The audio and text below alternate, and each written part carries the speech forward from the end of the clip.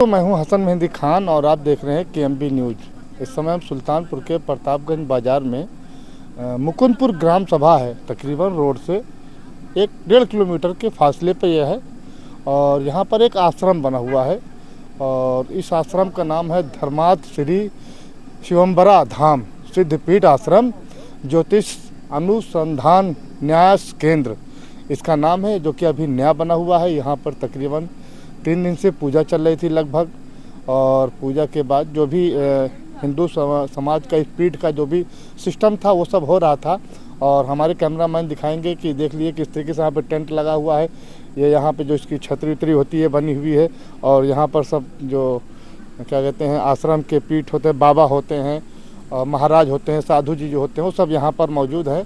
और आज यहाँ पर हवन वगैरह हो चुका है, ऐसा जो है मालूम पड़ा है। आज हवन के बाद यहाँ पर तकरीबन शाम के 5 बजे के आसपास यहाँ पर लोगों की भीड़ इकट्ठा होगी और यहाँ पर इन लोगों के लिए भोजन और प्रसाद वितरण का यहाँ पर कार्यक्रम रहेगा। तो आइए चलते हैं और जानेंगे जो इस आश्रम के बाबा हैं उनसे हम बात करेंगे और जानेंगे कि इस आश्रम में यहाँ पर जो आश्रम बनाया गया है ये किसकी शाखा है, कहाँ से इस शाखा को अटैचमेंट किया गया है और यहाँ पर इसका शाखा का वर्क क्या रहेगा, किस तरीके से अपने समाज में काम करेंगे या क्या कहते हैं कि सभी समाज में काम करेंगे इस चीज़ को लेकर के। तो यहाँ पर सबसे पहले जो है अखिलेश मिश्रा जी हमारे साथ मौजूद हैं यहाँ पर, इनसे हम बात करेंगे और उसके बाद फिर और महाराज हैं, बाबा हैं, सब बैठे हुए हैं, इनसे भी हम बात करेंगे। तो सर जी हम आपसे जानना चाहेंगे सबसे पहले कि जो ये आश्रम है, ये आश्रम यहाँ पर कब इसको बनाया गया, इसका शुभारंभ कब हुआ और किस तरीके से उसका शुभारंभ हुआ? आश्रम की शुरुआत जल्द ही की गई है और ये आश्रम का पहला कार्यक्रम है जो पंचकुंडीय गायत्री महायज्ञ जो 3 दिनों से विगत 3 दिनों से चल रहा है। तो इसके पीठाधीश्वर आचार्य प्रफुल्ल बी मिश्र जी हैं जिन्होंने इस आश्रम की स्थापना की और इसका उद्देश्य सामान्य जन को लाभ पहुंचाना है। कैसे इनकी क्या कार्यप्रणाली है, किस तरीके से कार्य करेंगे, इसके बारे में विधिवत आप बताएंगे। 5 कुंडी मतलब 5 दिन ही होता है क्या? नहीं, 5 कुंडी का मतलब 5 कुंड, जैसे एक कुंड ये है इसी तरीके से 5 कुंड। अच्छा। हाँ। ये इसको मतलब कुंड बोलते हैं, जिसमें हवन किया जाता है इसको कुंड बोलते हैं। दोस्तों ये इसमें हवन किया जाता है इसको कुंड बोलते हैं। और यहाँ पर 5 कुंड मतलब 5। सर ये एक ही बना है या कि अच्छा 4 और बने हुए हैं, 4 रेडीमेड रखे हुए हैं, तो इसको एक मिला करके उधर 4-5 मिला 5 कुंडी जो है हवन हुआ था। तो आइए महाराज जी से बात करेंगे। सर आपकी चेयर थोड़ा सा मुझे चाहिए। तो महाराज जी हमारे साथ हैं और इनसे हम बात करेंगे महाराज जी से। वहीं रह दीजिए, चेयर वहीं रहने दीजिए, चेयर वहीं रहने दीजिए, बस ऐसे ही बात कर लेंगे। और काफ़ी अच्छा लगा यहाँ पर आकर के देख करके, और यहाँ पर साधु संत हमारे बीच में, उनके बीच में मैं भी यहाँ पर आ गया हूँ। और महाराज आपका शुभ नाम क्या है? प्रफुल्ल कुमार मिश्रा। मिश्रा जी हम ये जानना चाहेंगे जो ये आपका खंड है, पीठ है, इसको जो भी बोलते हैं हमारे ख्याल से इसको पीठ ही बोलते होंगे, बाकी आपकी भाषा में क्या कहते हैं मैं नहीं जानता। हाँ। लेकिन फिलहाल तो इसका यहाँ खोलने का उद्देश्य क्या है? ये उद्देश्य से हमें यहाँ पे खासकर बहुत सारी समस्याएं होती हैं, भूत प्रेत बाधा बीमारी है ना, इन सब का निदान करना। अच्छा, मतलब समाज में जो भी लोग हैं, हाँ, जिनके यहाँ भूत प्रेत और सारी दिक्कतें हैं, अच्छा हाँ, उसका निदान करना। निदान किसी के माध्यम है कि कुंडली के माध्यम से, जो अंक शास्त्र के माध्यम से, वास्तु और तंत्र के माध्यम से समस्याओं का निदान करना। अच्छा, हम छोटा सा एक सवाल करेंगे यहाँ पर थोड़ा से कि आप मानते हैं कि आज के टाइम में भूत प्रेत है? हाँ मानते हैं, है। कितने धर्मों में माना गया है? सब धर्मों में माना गया भूत प्रेत होते हैं। है धर्म भूत प्रेत है? हाँ होता है, अगर पॉजिटिव एनर्जी नेगेटिव एनर्जी होती है। अच्छा, सपोज कीजिए मैं हूँ। हाँ।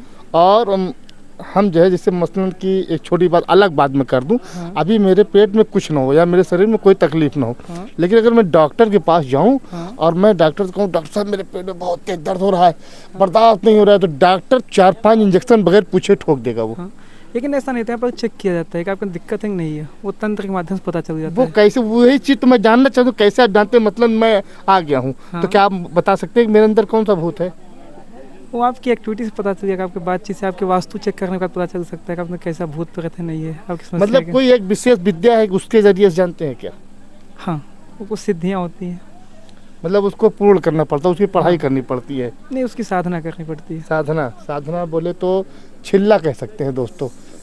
हाँ, हिंदी में उसको सिद्धि कहेंगे, लेकिन उर्दू लफ्ज़ में अगर देखें छिल्ला की 40 दिन का छिल्ला कर लेते हैं वो, या जो भी है सिस्टम उसका, जो बाबा बन जाते हैं। हाँ, इतने दिन उन्होंने जो है नहीं, छिल्ला ये किया। साधना काफ़ी लंबी होती है, जैसे कि 18 महीने, 2 साल, 2.5 साल। अच्छा, हाँ, तो आपने कितने दिन का किया? हम तो 2.5 साल किए। 2.5 साल किया। तो 2.5 साल में आपका कोर्स ये कम पूरा हो गया। तो मतलब किसी भी समाज का कोई भी व्यक्ति अगर पीड़ित व्यक्ति आ रहा है इस तरीके से, हाँ। भूत प्रेत इन सब चीज़ों और से, कोई दिक्कत, जैसे कि माने कोई मेडिकल इशू है तब भी निदान हो जाता है आयुर्वेद के माध्यम से, क्योंकि वो तंत्र में, ज्योतिष में आयुर्वेद का भी सिस्टम है ना, तो उसके माध्यम से उसका निदान हो जाता है। अच्छा, हाँ।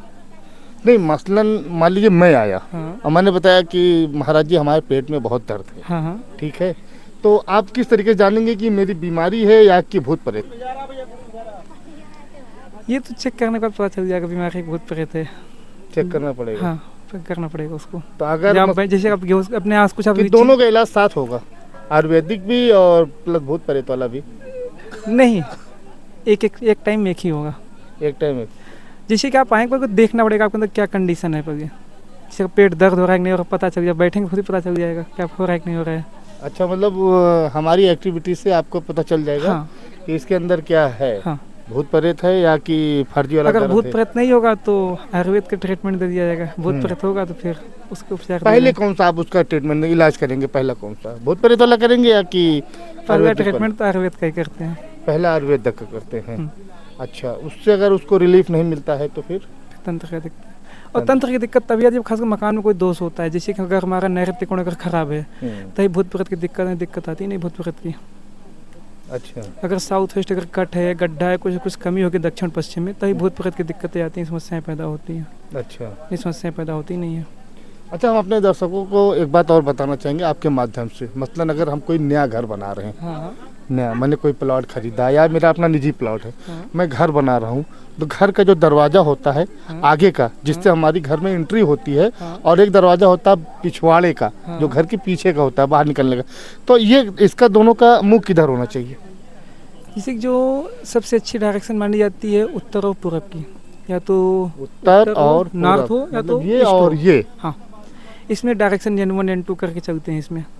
अच्छा, मानते वेस्ट का भी अच्छा है, पर उसमें थोड़ा संघर्ष काफ़ी स्ट्रगल फेस करना पड़ता है। और साउथ की डायरेक्शन तो उसे खासकर से मना कर दिया जाता है, नहीं दिया जाता मुख्य द्वार के लिए।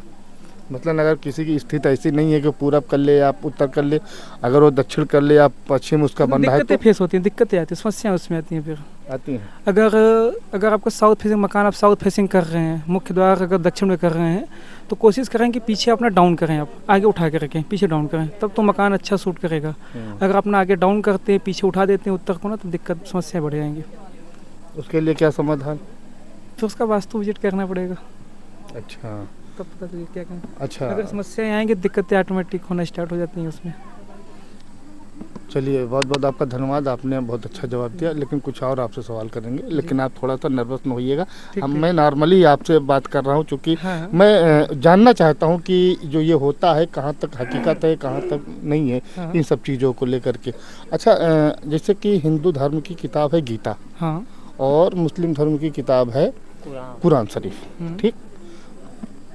धर्म कोई भी हो और किताब कोई भी हो, उसमें कोई बात गलत तो नहीं लिखी गई क्या? नहीं। जैसे अल्लामा इकबाल का एक शेर है, आपको याद करा दें, सर को भी मालूम, सबको मालूम है कि मजहब नहीं सिखाता आपस में बैर रखना, हाँ, हाँ, हिंदी हैं हम, वतन है हिंदुस्तान हमारा। सही है। इस शेर कहाँ तक आपको पसंद आता है या अच्छा लगता है? समझ में तक नहीं आता?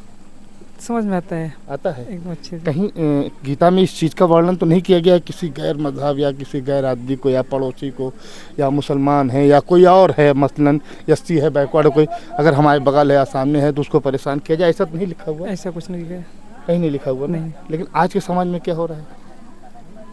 अब जैसा आज का समाज है कि ये चीज़ें काफ़ी फैलती जा रही हैं, भेदभाव की दिक्कतें कंटिन्यू आती जा रही हैं। ये भेदभाव खत्म कैसे हो सकता है? हम आपके जरिए जानना चाहते हैं। हमारा ऐसा मतलब किसी ये- को दिल दुखाने का हमारा वो नहीं कि उपदेश कि हम किसी को दिल दुखाएं, लेकिन अगर बाबा जी के माध्यम से अगर कोई बात जाए और लोगों के, कुछ लोगों के, हम कह रहे हैं 2, 4, 6, 10, 20, 50 लोगों को समझ में आ जाए और उनके अंदर जो हिंदू मुसलमान की भावना अगर उनके अंदर से चीज़ निकल जाए, तो हमारा मुल्क, हमारा देश बहुत अच्छा हो सकता है। ये खासकर होता है जन जागरण करके चीज़ों को बताने के, धर्मों के बारे में समझाने के बाद कि कोई धर्म अलग नहीं, सब एक ही जैसे हैं।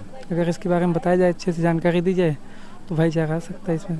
अरे एक बाबा और है, कौन बागेश्वर बाबा, कौन पर्ची निकालते हैं, हाँ। जो अभी कुंभ के मेले में कह रहे थे यहाँ मुसलमानों को आना मना है, इस पे बारे में क्या कहेंगे आप बाबा जी? इसके बारे में इसके बारे में हमारा भाई वो भी तो बाबा हैं। हाँ। आप समझिए, एक आप हैं, एक और है, और बहुत सारे बाबा हैं, एक वो भी हैं। हाँ, तो चीज़ें देखिए अपनी मानसिकताएं होती हैं। तो उस बाबा की मानसिकता को क्या माना जाए, सही की वो गलत? देखिए वो भी अपनी जगह पे सही है, सबको नहीं सही होते हैं, जिसके जैसा बीतता अपने अनुभव देते हैं, जैसे अनुभव बीतता है। ये मेरे साथ ऐसा नहीं हुआ है, जब होगा तो शायद हम भी ऐसे अनुभव देंगे। तो क्या मानते उनके साथ ऐसा हुआ है? हुआ होगा ये अपना, वो तो बताते हैं कि हमारा दोस्त मुसलमान था, उसने मेरी मदद की थी। तो पता नहीं, उनकी रील बाकायदा पोस्ट डलती उनकी। हो सकता है। पर्सनल ओपिनियन की है। बात है ना। तो दोस्तों आइए, कुछ और हमारे साथ हमारे बड़े बुजुर्ग बैठे हुए हैं, इनसे भी हम बात करेंगे और जानेंगे। अगर आपको हमारी सवालों से अगर बुरा नहीं लगा नहीं हो नहीं, तो कुछ नहीं, कोई ऐसा दिक्कत नहीं, नहीं। क्योंकि हम चाहते हैं। अच्छा बाबा आप भी हैं, बाबा क्या नाम है आपका? मेरा नाम है रामचंद्र पांडे। तो यही के निवासी हैं आप? नहीं, हम इस गायत्री महायज्ञ के साथ आए हैं। अच्छा। हाँ, ये जो गायत्री महायज्ञ किया गया, इसका उद्देश्य ही है विश्व बंधुत्व। सॉरी, निवास स्थान कहाँ है आपका? हमारा निवास स्थान तो है ये प्रयागराज में एक तहसील है, कोरांव तहसील, ग्राम लिणियारी। कोरांव की सोरांव? कोरांव। कोरांव जी। हाँ, तो एक लिणियारी ग्राम है, हम वहीं के निवासी हैं। और ये प्रफुल्ल कुमार भी मेरे गांव के ही निवासी हैं। अच्छा। इनका मेरा बचपन से संबंध रहा है, ये मेरे शिष्य भी रहे हैं, इनको मैंने शिक्षा दी है और इस मार्ग के लिए मैंने ही इन्हें प्रेरणा भी दी है। वाह। और ये हमारे जो साथी हैं ये गायत्री शांति कुंज से आए हैं। मैंने इनको प्रफुल्ल कुमार जी को राय दिया कि देखिए भाई, यदि विश्व बंधुत्व और शक्ति संगठन करना है और देश को, समाज को कल्याण के मार्ग पर चलाना है, तो पहले ऐसी चीज़ें, जो ऐसी साधनाएं कीजिए, ऐसा वातावरण उत्पन्न कीजिए, जैसे ज़मीन में ग्रेविटी होती है ना, तो जैसे जहाँ अधिक नीचा होगा वहाँ ज़्यादा आकर्षण होगा, ऊंचे भागों में कम आकर्षण होगा। तो जिस तरह का वातावरण बना लिया जाता है, तो उसके कण वायु कणों में बिखर करके और हर जगह अपना काम शुरू कर देते हैं। यही हालात मंत्र तंत्रों में भी होते हैं। जैसे मंत्र एक वाइब्रेशन है, कंपन है, और ये संपूर्ण जगत ही एक कंपन है, वाइब्रेशन ही है। तो यदि किसी का अब एक तरह से ये मनोवैज्ञानिक इलाज भी यहाँ होता है। भाई कुछ लोग मनोरोगी होते हैं, उनको ये बात घर कर जाती है कि हमको भूत ने पकड़ रखा है, जबकि भूत ने पकड़ नहीं रखा है। शंका होती है। हाँ, उसकी शंका होती है। तो मनोवैज्ञानिक इलाज उसको समझ लिया जाता है उसके क्रियाकलापों से। जैसे डॉक्टर के पास आप जाइए तो पागल व्यक्तियों के वो कैसे इलाज करता है, उसका एक मनोवैज्ञानिक अध्ययन करता है और उसके माध्यम से जो कुछ भी उसकी समझ में आता है उस तरह से इलाज करता है। तो मैं ये तो नहीं कहता कि ये इसमें पूर्ण पारंगत हैं। ये आप यहाँ देखिए, न्यास के अनुसंधान न्यास केंद्र लिखा गया है ना। तो अनुसंधान का मतलब कि उसमें काम भी कर रहे हैं, कुछ सिद्धियाँ भी हासिल हैं और आगे के लिए अनुसंधान भी हो रहा है, जिससे विश्व समाज का और ये जो हमारे देश में कुरीतियाँ हैं इनका समाधान हो और आपस का विद्वेष भाव समाप्त हो जाए। इस मेरे यज्ञ का और इस सिद्धपीठ का उद्देश्य यही है बंधुवर। बहुत बहुत शुक्रिया, धन्यवाद बाबा जी आपका। और आपने अपनी बातें कही, मुझे पसंद आई, अच्छी लगी आपकी बातें। और आपका एक तरीके से कह सकते हैं ये आपके शागिर्द हैं जी, आप इनके उस्ताद हैं, ये आपके शागिर्द नहीं है। हाँ। उस्ताद नहीं है। देखिए, इस जगत में कोई किसी का उस्ताद नहीं होता।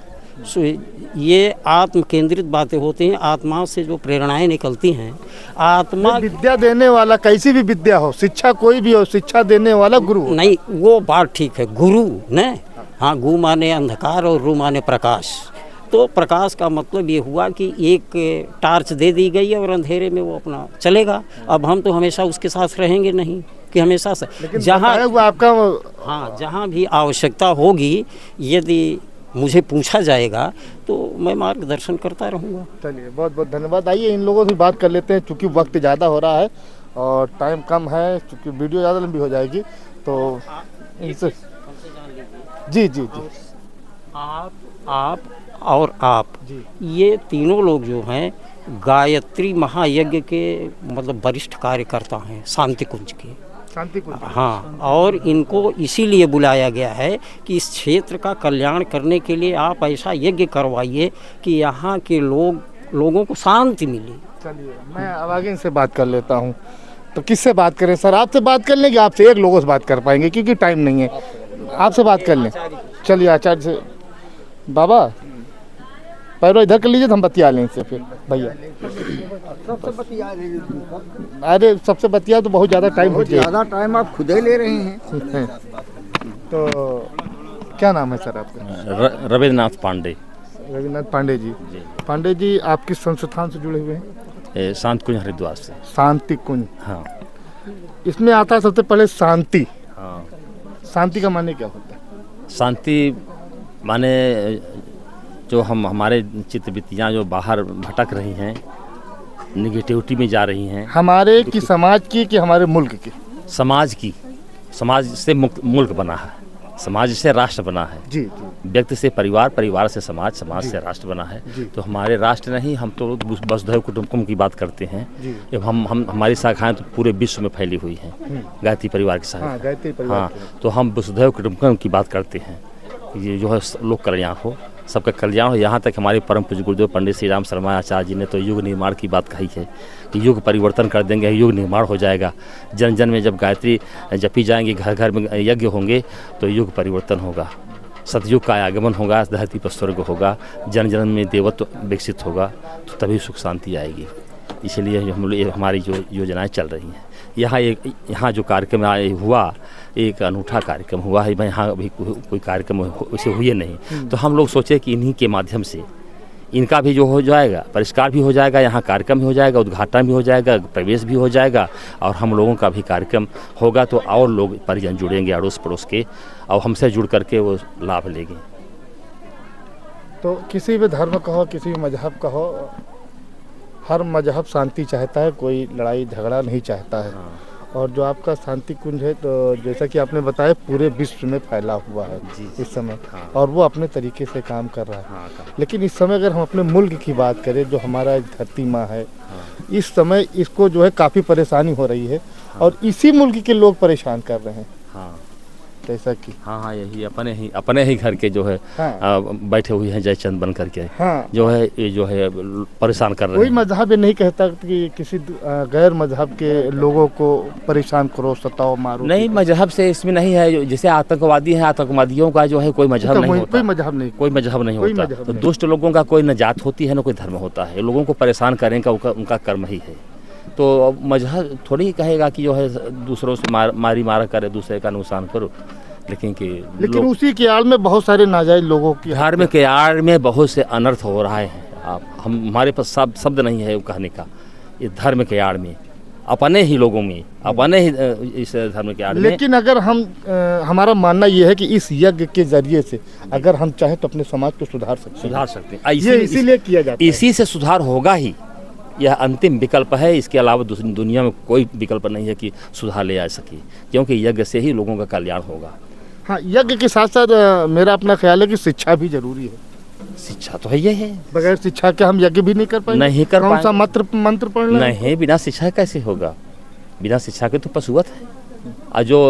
अरे शिक्षा से लोग तो आज जेलों में भरे पड़े हुए हैं, इंजीनियर, डॉक्टर से बड़े बड़े सांसद, बड़े बड़े विधायक शिक्षा तो लिए हैं वो भी। हाँ, बहुत से पढ़े लिखे हैं, शिक्षित हैं, लेकिन फिर भी वो जाहिल है, अशिक्षित है। विद्या नहीं है उनके पास, संस्कार नहीं है, संस्कार विहीन है। हम लोग संस्कार देते हैं। तो आप देख रहे थे हसन मेहंदी खान के साथ KMB न्यूज़ सुल्तानपुर।